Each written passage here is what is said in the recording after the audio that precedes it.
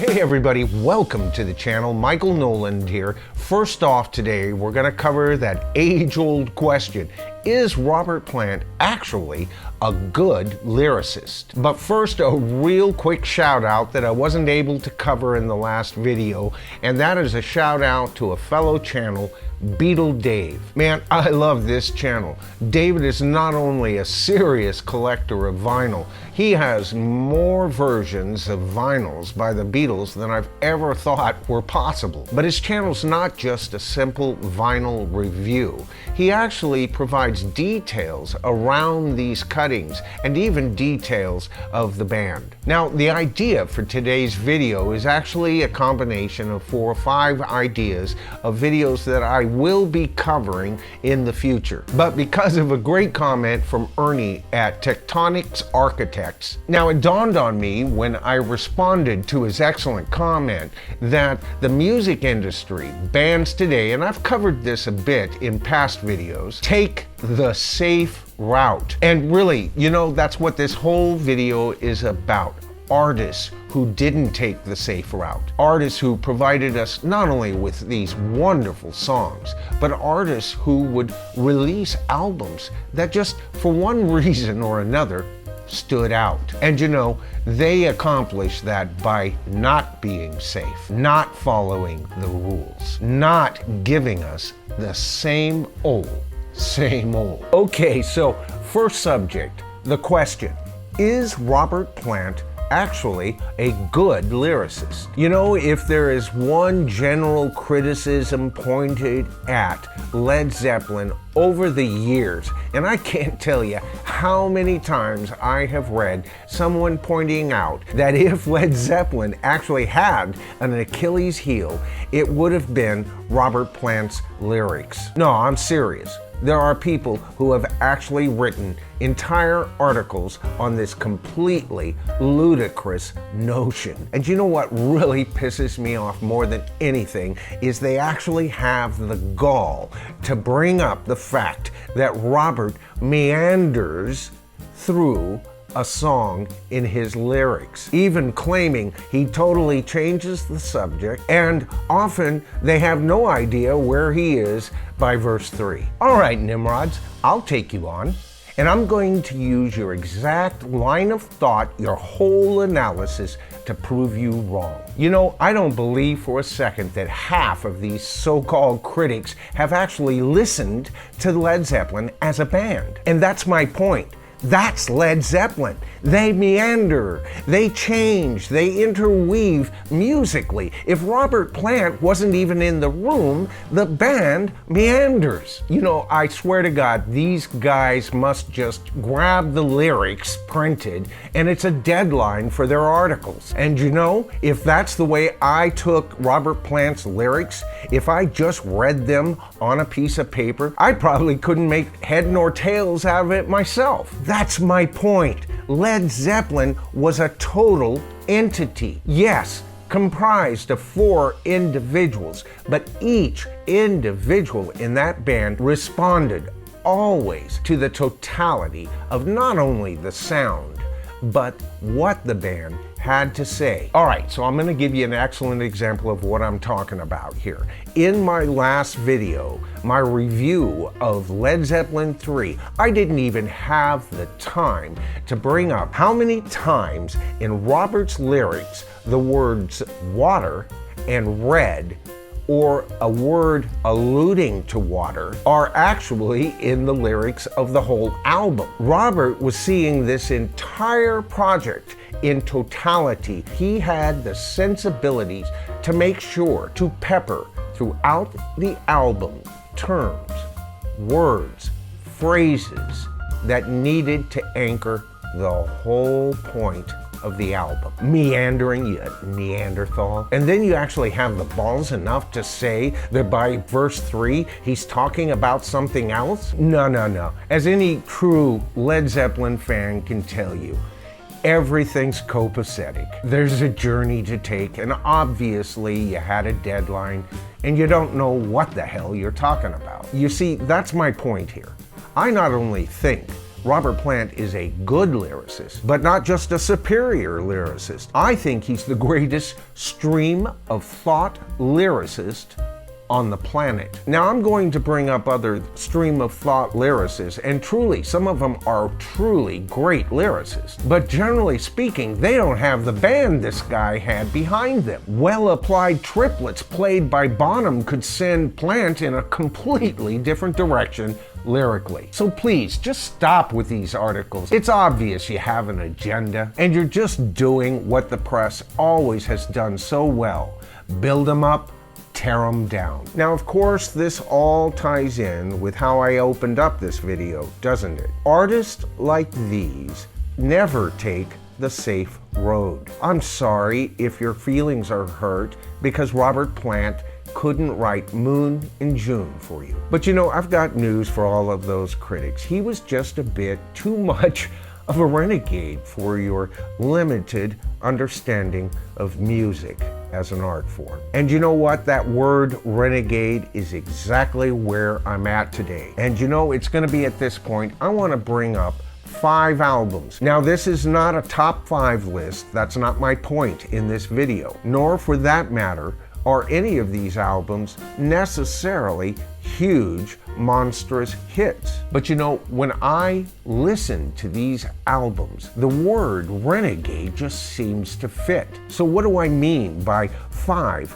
Renegade albums? Well, to me, a Renegade album is an album that either is done in such a different way, whether that's an approach in recording or even a change of location, or it could mean that the album was recorded experimenting with different technology. Or, as is true with at least 2 albums on this list, the artists create an album that so well defines them that either bring their art to such an incredible height to me personally, or better collectively represents them as an artist. Okay, so with all of that in mind, the first album up for consideration tonight is an album that the critics hated. It sold well enough based on the power of the artist's name, but for decades was considered one of his weakest efforts. But I gotta tell you, I love this album. It represents an album where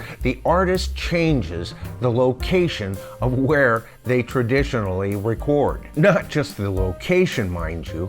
They took recording equipment right into the home. No, I'm not talking about Led Zeppelin 3, although that's an excellent example. I'm talking about McCartney, Paul McCartney's very first solo album. Now, in recent years, once again, the so-called critics have given this album a much higher status in their estimations, even using the term lo-fi to describe this album. Is it the world's first lo-fi album? Probably, but that's not my point here. And that's not why that album is on this list. You know, this is where it's important to understand where an artist's head is at the time that either he or she is actually creating their project. The Beatles were pretty much done at this point, and Paul wasn't really talking to any of them. And of course, Paul was always messing around with recordings at home. He brought tapes in for the magnificent Tomorrow Never Knows, and he had just bought himself, of course,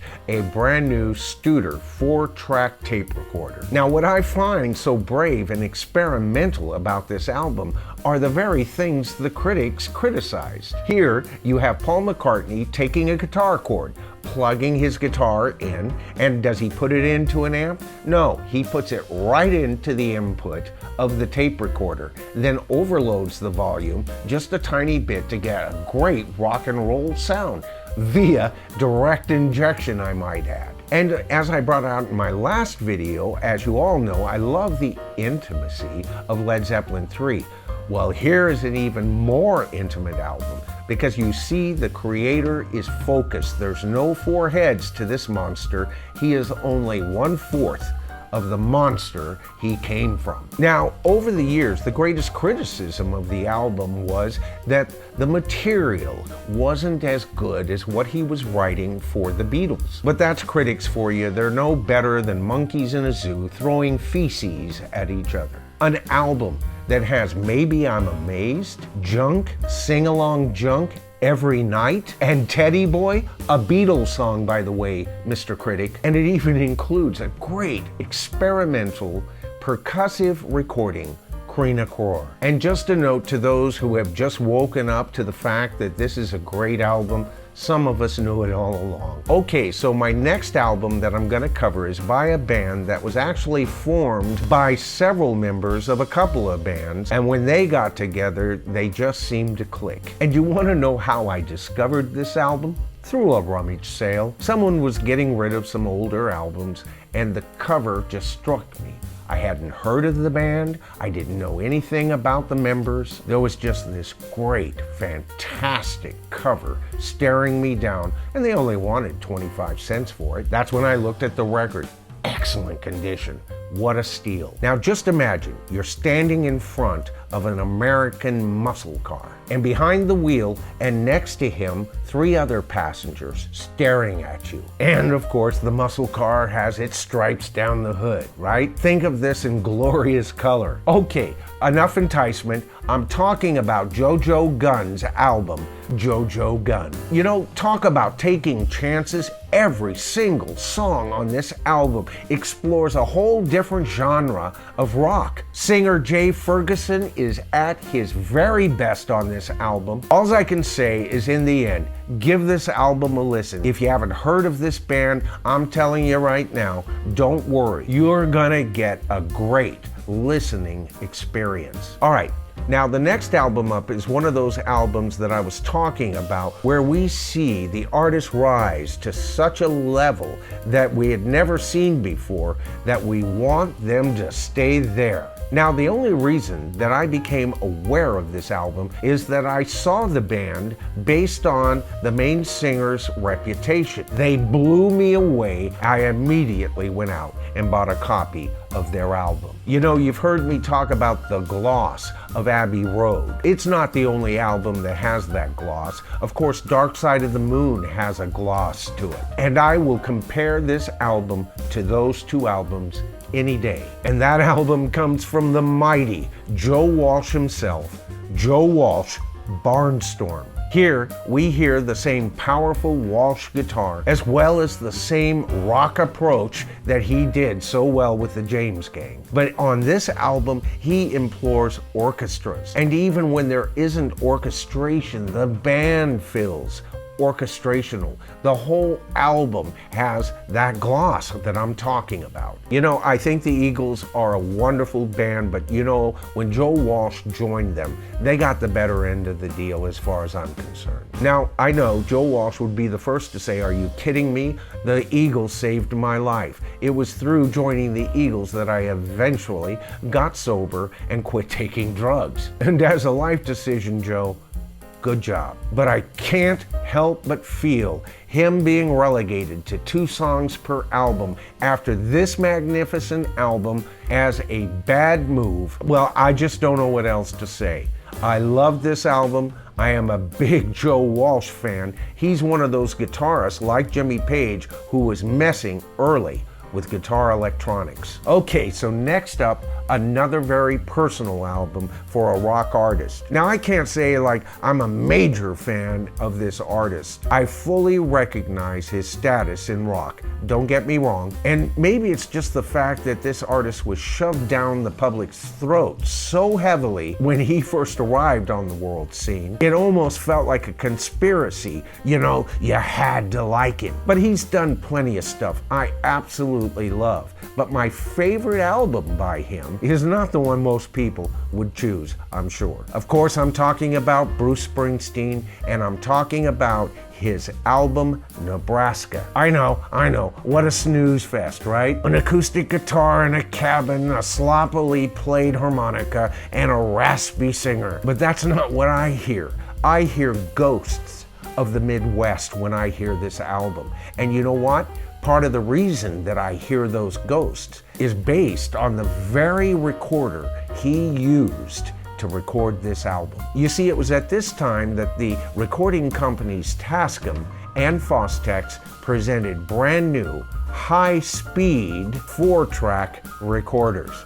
I know, I had one. These were excellent machines. You see, by the very tiny thickness of a cassette tape, you're not going to get a lot of good recording sound. But these decks played tapes at twice the speed and were capable of recording in one direction. And they were portable. The word Porta-Studio comes to mind. And he grabbed himself one of these machines and isolated himself. And he was so impressed with the hominess, the down home, the almost haunting atmosphere that he had accomplished. He went to his team and said, I want this out as an album. And boy, did he get an earful. Can't be done. We'll never be able to preserve the low ends, nor will we be able to accentuate the highs. Bruce dug his heels in and said, get it done. And I'm so glad he did. What a masterpiece of just bare Americana music. All right, so the final album up for consideration is by a current artist, a man who lives the life of a renegade, today's top guitarist, in my opinion, the mighty, the wonderful Joe Bonamassa. And the album, Redemption. Here, Joe puts it all together. The whole album is a treat to listen to. The blues aspects of the album, the classic rock approach to the blues on this album, his haunting yet gritty voice, and in my opinion, the very best guitar playing out by a current artist today. To me, Joe sounds as fresh as the day I first discovered Creedence Clearwater. Matter of fact, if CCR was a clenched fist prepared to hit somebody, Joe Bonamassa would be the brass knuckles that fist chose to wear. Good Lord, this guy's all over the place,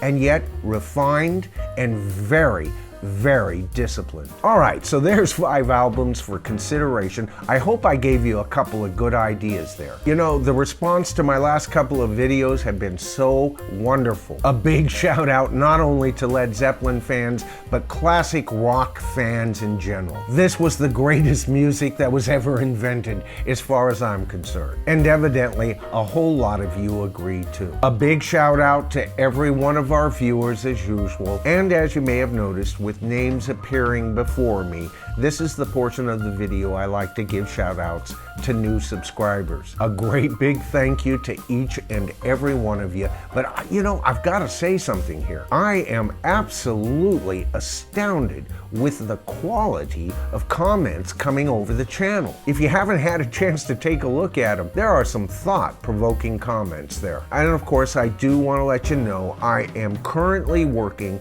on my next review of Led Zeppelin's album, Zoso, as well as my upcoming comparison of Rubber Soul and Revolver. The complexion of that video has changed a bit, and I'm still kind of figuring out the details and my whole approach on that, but it is a current and upcoming video. So here's a question for you. What are your favorite Renegade albums? I can't wait to see your comments. All right, guys, that's it for today. I'm Michael Noland. This is The Bottom Line, and we'll see you in the next video.